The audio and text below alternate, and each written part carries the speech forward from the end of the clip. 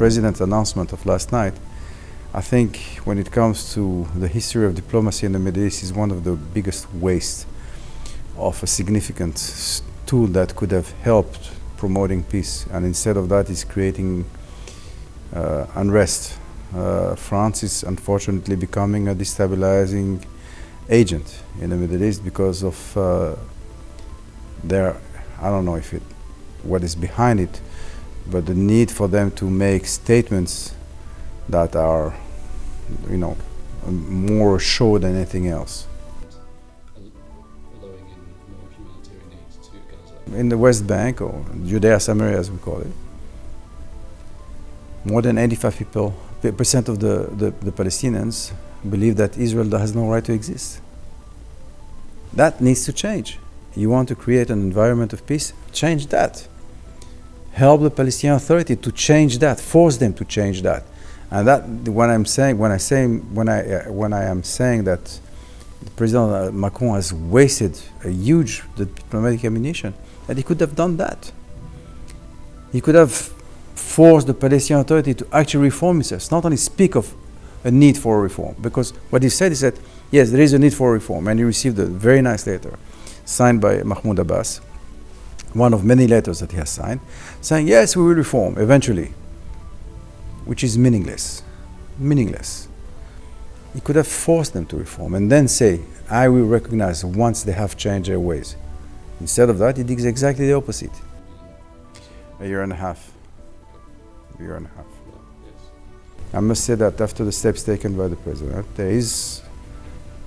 we will have to rebuild the trust between the president and my government.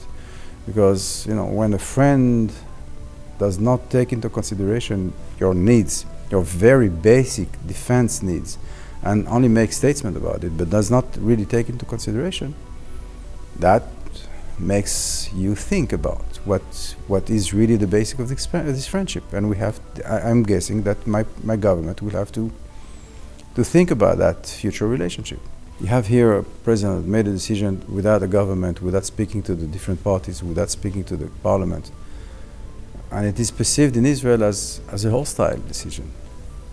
It's perceived in Israel as a hostile decision. And that's not going to help the bilateral relations, not within the governments and not with the people. There are demands that have been made, for instance, by certain parties in the Israeli government about annexation of the West Bank as a result of that decision that's been led by France and taken by France and other countries. To the best of my understanding, the Prime Minister of Israel is going to speak to the President of the United States about that, and he will make his decision about what will be our reaction to the steps that have been taken by France and others following that discussion they will have with President Trump. And there might be also some kind of a bilateral decisions around, for instance, the French consulate in Jerusalem and other issues that has been put on the table by different actors in our government. I do not know what will be the decision at the end of the day. That decision is going to be taken by the Prime Minister and his government. That recognition of Palestinian state by France would take. These governments, the UK Prime Minister, who also doesn't have the support of his people in doing what he's done, and the French government believe that if you ask Hamas nicely, they will actually free our hostages. Well, it's not the case.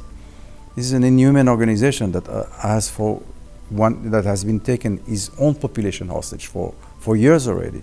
They're using their own population as human shields. They will be willing, and they've said it, they're saying it very openly, they're willing to sacrifice every Palestinian child in order to achieve their goal, which is the destruction of the state of Israel.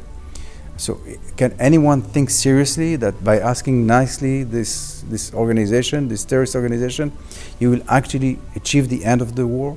No. That step is a price to terror. The message is very clear to terrorist organizations. Use force, use terrorism. It pays.